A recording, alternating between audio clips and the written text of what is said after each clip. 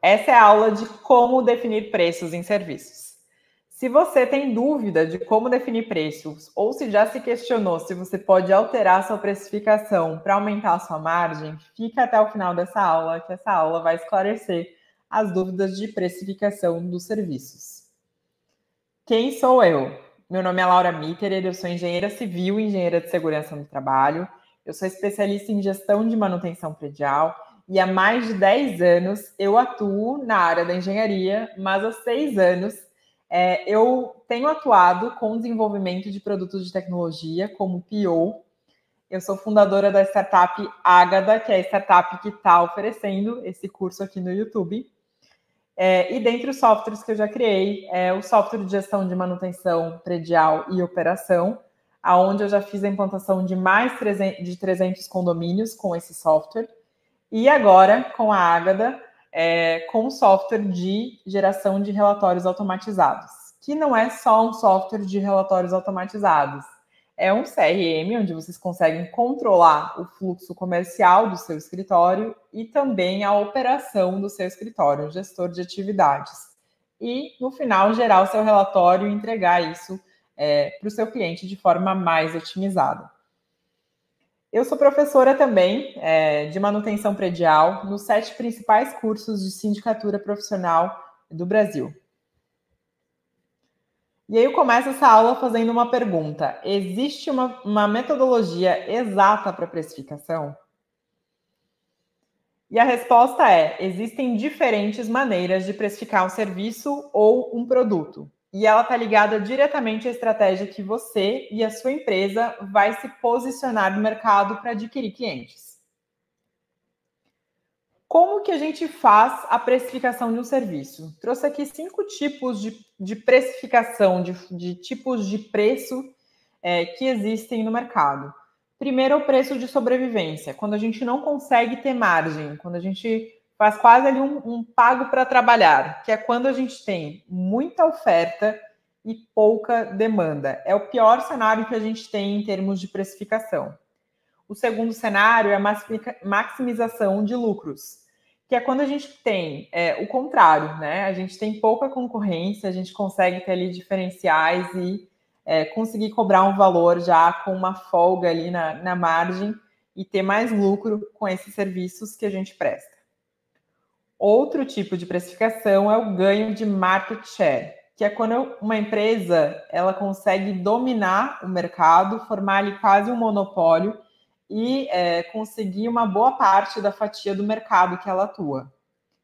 Outra forma de precificar é fazer um preço por mix de produtos. Então, a gente tem ali variação de ofertas de serviços. Então, eu tenho um serviço que eu vou ofertar que vai ter um ticket mais baixo, um serviço que eu vou ofertar que vai ter um ticket médio e um serviço que eu vou ofertar que vai ter um ticket alto, né? Um high ticket.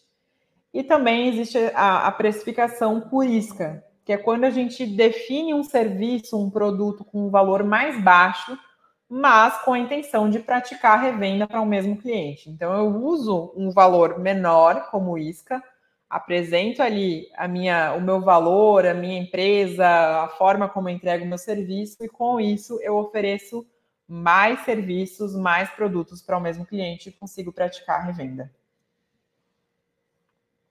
E agora a gente vai falar sobre trajetória de precificação. O primeiro passo para a gente começar a precificar é entender quem é o cliente. É o ICP, é o cliente ideal que a gente fala. Como que ele gosta de ser atendido? Também super importante. Eu posso fazer um primeiro atendimento online ou eu vou ter que ir lá presencialmente fazer a verificação para entender quanto que eu vou cobrar desse serviço.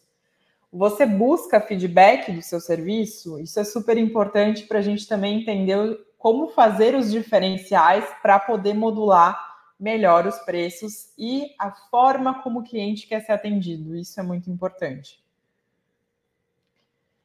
Eu trouxe aqui uma metodologia e bem importante frisar por que eu trago e gosto de metodologias. Eu penso que metodologias são ferramentas onde as pessoas já quebraram a cabeça para fazer um passo a passo para resolver um grande problema. E a metodologia que eu trouxe aqui na aula para você é a Job to be Done. Essa metodologia ela foi feita pelo Clayton Christensen, que é um americano, e essa metodologia, ela diz que um cliente, ele tem 3 tipos de motivação para realizar uma compra, para dar o aceite e dizer assim, eu quero comprar esse produto, esse serviço. A primeira dela é funcional, que é eu compro algo pois eu preciso, eu tenho uma funcionalidade, eu preciso daquilo. Exemplo, eu vou comprar uma bicicleta porque eu preciso de um meio de transporte. O segundo motivação de compra aqui listado é o emocional. A emocional é eu compro algo porque isso me traz uma sensação boa, isso me faz bem. Então eu vou comprar uma bicicleta porque eu me sinto mais saudável, mais em paz com a natureza. E a terceira motivação, ela é social. Eu compro algo porque isso melhora a minha interação social. Então eu vou comprar uma bicicleta porque eu quero conhecer pessoas novas, eu quero sair com os meus amigos no final de semana, eu preciso melhorar a minha interação social. Eu trouxe aqui nesse slide uma foto do McDonald's. E por que eu trouxe? Foi intencional essa imagem. O Clayton Christensen, ele aplicou essa metodologia no McDonald's, quando foi desenvolvido o McCafé, que está ali na foto. O McDonald's estava precisando aumentar as vendas deles no período matutino, no período das manhãs, nos drive-ins, lá nos Estados Unidos. E por cultura americana, eles já têm o costume do fast food. Então, qual era a cultura do profissional americano? Ele saía de casa, passava num drive-in, num fast food, comprava um café da manhã e se deslocava ao trabalho. O Clayton, ele foi estudando esse tipo de metodologia, o comportamento do usuário, e por isso que é importante a gente entender o usuário, que é o nosso primeiro passo, né, o nosso cliente. E ele foi entendendo o que o cliente do McDonald's comprava no café da manhã. E em pouco tempo, observando o que o cliente comprava, ele entendeu que não era o tipo de comida em si que o cliente queria comprar.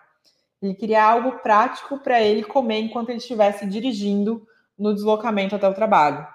Então ele entendeu com isso que o concorrente dele não era Burger King, não eram outras lanchonetes que serviam os mesmos lanches do McDonald's. Era qualquer tipo de lanchonete que vendesse algo prático para que aquele cliente tomasse o café da manhã enquanto ele se deslocava para o trabalho. Com isso, ele desenvolveu embalagens no McCafé que encaixassem direitinho no console do carro e que fossem fáceis dele pegar a comida e a bebida enquanto ele dirigia. E ele conseguiu aumentar significativamente as vendas do McDonald's no período matutino, que era o objetivo que ele tinha. Então, essa metodologia ela vem sendo aplicada e ela é bem importante para a gente observar o cliente, entender quais são as motivações de compra que esse decisor, esse cliente vai ter na hora de fechar um serviço. Influências das leis de precificação no mercado. Qual é a lei que influencia diretamente no preço? Lei de oferta e demanda. O que é a lei de oferta e demanda? Essa lei ela é uma lei que ela é da economia clássica, onde a oferta ela se refere à quantidade de vendedores que existem para a gente oferecer um produto ou serviço. E eu coloquei aqui uma imagem de 2 leões brigando, né? 2 vendedores ali disputando muito um cliente. Já na outra imagem, eu coloquei aqui a foto de vários pombos tentando comer uma pipoca. Para quê? Porque a demanda, ao contrário da oferta, ela se refere à quantidade de compradores que estão dispostos a comprar esse serviço ou produto. Então, vocês lembram ali que eu mostrei no início do slide, aquela tabelinha ali mostrando os cenários de precificação, onde o primeiro cenário era o pior cenário, onde a gente não tinha muito cliente para tanta oferta. Já o segundo cenário de maximização de lucros já era onde a gente tinha um cenário mais confortável, com mais demanda para a quantidade de compradores que a gente tem para um determinado serviço. E como que essa lei da oferta e da demanda ela influencia nos preços? Como que funciona essa lei? Então, eu separei aqui 3 pontos principais para a gente observar. Plano de negócios, então como que essa empresa se posiciona, é bem interessante, a gente vai ter uma aula de branding aqui no YouTube também. Qual é o seu objetivo, qual é o seu tamanho de mercado, qual é a região que você atua. Então, esses pontos, eles devem ser observados ali também porque a lei da oferta e demanda ela influencia diretamente no preço e também nesses pontos sensíveis, principalmente na região que atua e tamanho de mercado. Vamos lá, eu trouxe um exemplo aqui para a gente entender o funcionamento da lei. Empresa 1. É uma região onde essa empresa ela tem de 5 municípios, então o tanto a região ali que ela consegue, o raio que ela consegue atender. O tamanho de mercado desses 5 municípios são 50 mil possíveis clientes para essa empresa. E ela tem 1.000 empresas concorrendo no mesmo segmento. Já a empresa 2, ela também atua em 5 municípios. O tamanho de mercado dela também é de 50 possíveis clientes, mas a concorrência dela é só de 300 empresas do mesmo segmento. Então, a empresa 2, ela está mais confortável para trabalhar o preço porque ela não tem tanta concorrência. E isso é a lei da oferta e demanda que influencia diretamente no preço. É importante até a gente estudar a concorrência para entender como a concorrência precifica e como ela está nivelando os preços na região aonde você está atuando. E aí a gente precisa ir para um segundo passo super importante, né? Depois de entender ali o nosso cliente e o que ele está sendo influenciado, qual é a motivação de compra e o tamanho de concorrência, o tamanho de oferta que ele vai ter para decidir se compra o nosso serviço ou não, a gente precisa olhar internamente para o nosso negócio e entender a capacidade de atendimento e entrega da empresa. Qual é a produtividade da minha equipe e como que eu calculo essa produtividade? Isso também vai influenciar no nosso preço, na nossa precificação. Um exemplo aqui que eu trouxe para você. O que é necessário para entender a precificação? Então, a gente precisa entender quantas pessoas trabalham, qual é a carga de trabalho de cada pessoa e quanto tempo, em média, leva para fazer um serviço. Então, eu trouxe um exemplo aqui. Quantidade. A gente tem 2 pessoas trabalhando numa empresa, essas 2 pessoas trabalham 8 horas por dia, então é a capacidade de produção delas. E um serviço, ele demora 16 horas para ser entregue, né? Para ser produzido e finalizado. Então, a gente consegue ali 22 serviços sendo entregues mensalmente, considerando que a gente vai trabalhar 22 dias úteis, que o mês tenha 22 dias úteis. Um exemplo de indicadores de produtividade estão nesse vídeo, também aqui no YouTube, os indicadores que tornarão seu escritório de engenharia mais produtivo e com mais vendas. Neles são indicados os principais indicadores para a gente entender como aumentar vendas, como precificar e também como calcular a produtividade. E aí a gente tem diferença entre custo e despesa. Por que a gente precisa entender isso? A gente está olhando internamente para a nossa empresa. Então, a gente vai entender a nossa produtividade e a gente vai olhar também para o custo e despesa. Vocês lembram que a gente tem que entender o cliente e também entender se esse cliente ele prefere uma visita presencial, uma visita que pode ser online. Então, a gente já vai entendendo porque isso vai alterar a forma como a gente calcula o preço em função do custo que a gente vai ter para atender esse cliente. Então, o que são despesas? As despesas elas são gastos da empresa que não estão relacionados à produção de um produto ou à entrega. Tá? O que é isso? É a operação da tua empresa. É o quanto você gasta de marketing, recursos humanos, contabilidade e outras despesas que você vai ter para a operação da tua empresa funcionar. Isso é uma despesa. Já um custo, ele está diretamente relacionado à entrada de receita que você tem na tua empresa. Então, o que é um custo? Salário de funcionário, aluguel de máquina, água e luz que está sendo utilizado para a produção, se você utiliza maquinário para executar uma obra. Então, isso é custo. Eu vou dar uma pergunta para vocês fazerem para cada item da linha de vocês de custo, quando vocês forem jogar isso no fluxo de caixa de vocês. Sempre façam a pergunta para entender o que é custo. Custo está diretamente relacionado à receita, isso a gente já entendeu. Então, se está diretamente relacionado à minha receita, para cada custo que eu listar, eu vou fazer a seguinte pergunta. Se eu cortar esse custo amanhã, eu perco receita?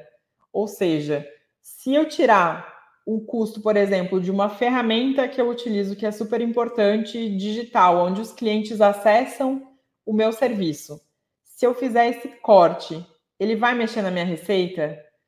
Se a resposta for sim, ele é um custo. Agora, se for uma ferramenta que eu utilizo internamente e que o cliente não acessa, e se eu cortar ela amanhã, eu não vou perder receita, o cliente não vai sentir que aquilo foi alterado, isso é uma despesa. Então, sempre faço essa pergunta. Esse custo, esse gasto, essa linha que está no meu fluxo de caixa, se eu cortar ele amanhã, eu vou perder receita? Então, é um custo. Tanto despesas quanto custos, eles se dividem em fixos e variáveis. Isso é bem importante a gente listar e tratar de forma diferente o que é despesa e custo fixo e variável no fluxo de caixa, porque isso vai influenciar na nossa margem de contribuição e entender se a gente está pagando para trabalhar ou se a gente está conseguindo precificar e conseguindo ali fazer a nossa empresa ter um respiro maior e ter uma eficiência maior financeira também. E aí eu trago aqui um questionamento, né? Preço versus valor. Quanto vale o seu serviço? Quando a gente fala em preço versus valor, preço é o que a gente cobra ali na última linha da proposta. Valor é o que a gente entrega como diferencial.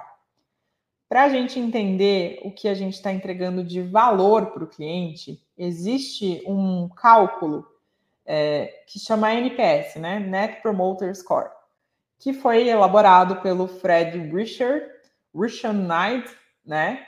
E o que ele é? O NPS ele é uma métrica criada para mensurar a satisfação dos clientes, fazendo perguntas como: de 0 a 10, quanto que você indicaria a sua empresa para amigos? Então, quando você faz essas perguntas para o cliente, você entende se você conseguiu atingir o objetivo para ele e entregar valor, que é diferente de preço. E como que a gente faz esse cálculo do NPS? Os clientes que eles dão nota de 0 a 6 estão considerados insatisfeitos. Eles não gostaram da entrega que foi feita a eles. Os clientes que dão nota de 7 a 8, eles são considerados neutros. E os clientes que dão nota de 9 a 10, eles são considerados satisfeitos. Para a gente calcular o nível de satisfação, a gente vai aplicar a seguinte fórmula: o percentual de clientes que estão satisfeitos menos o percentual de clientes insatisfeitos. Um exemplo, tá? Se a gente tem 20 clientes que responderam à pesquisa e 12 estão satisfeitos, 4 são neutros e 4 são insatisfeitos, a gente transforma isso em percentual, esses números em percentual, então 12 clientes que são satisfeitos correspondem ali a 60%, e os clientes que estão insatisfeitos, que é o número 4, correspondem a 20%. E aí a gente chega à conclusão que 40 é a nota do NPS. E aí a gente tem uma tabelinha para entender o que é esse número 40. 40 significa, entre 0 e 49, que o seu NPS está razoável. Então, a gente precisa coletar feedback desses clientes que estão insatisfeitos e melhorar essa entrega para a gente ter valor no nosso serviço e não ter que baixar o preço. Quais são os benefícios da gente aplicar o NPS? Vários. A gente consegue mais clientes, a gente consegue ser indicado, que é super importante para serviço, a gente ter parceria e indicação.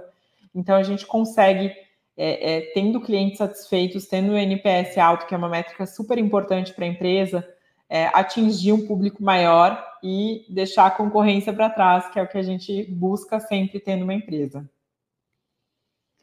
Como precificar? Então, o que a gente precisa fazer, né? A gente já fez o checklist e os deveres de casa. Então, antes da gente ir para a precificação, a gente precisa mensurar tudo isso que foi falado. A gente precisa estudar os clientes, definir o tamanho de mercado, calcular e mensurar a produtividade e calcular as despesas e os custos. E aí a gente pode ir para a precificação. Quando a gente vai para a precificação, tem um cálculo de margem de contribuição, que é correspondente ao ganho bruto que a empresa vai ter. Então, a margem de contribuição ela é importante para a gente entender se a gente está trabalhando ali, pagando para trabalhar, ou se a gente vai ter lucro. Como que é a fórmula da margem de contribuição? Então, a margem de contribuição, ela é o valor final do serviço, ou seja, do orçamento que você vai passar. Eu vou passar um orçamento de R$5.000 para fazer um laudo, para fazer um projeto, menos os custos variáveis, por isso é importante a gente dividir o que é custo variável, o que é custo fixo, mais as despesas variáveis. Então, a gente precisa entender também o que são as diferenças entre despesas variáveis e despesas fixas. E no YouTube, a gente vai ter uma aula de financeiro com um fera do mercado, que vai estar entrando nas próximas semanas. Então, fiquem ligados que vocês vão entender tudo sobre fluxo de caixa para constituir e precificar, se vocês têm dúvidas sobre despesas variáveis e custos variáveis para calcular a margem de contribuição. E aqui eu finalizo essa aula com uma mensagem dizendo que faturamento é vaidade, lucro é sanidade. E o caixa é rei, mas quem é rainha é a gestão. Então, essa é uma frase parafraseada ali do Marcelo Germano. E essa foi a aula de precificação aqui no YouTube da Ágada. Espero que ajude você a melhorar a sua margem de contribuição, atingir mercados. E vocês podem me encontrar, então, tanto no e-mail da Ágada, laura@agadadigital.com, quanto no Instagram, Laura Mitterer. E também sigam as redes sociais da Ágada.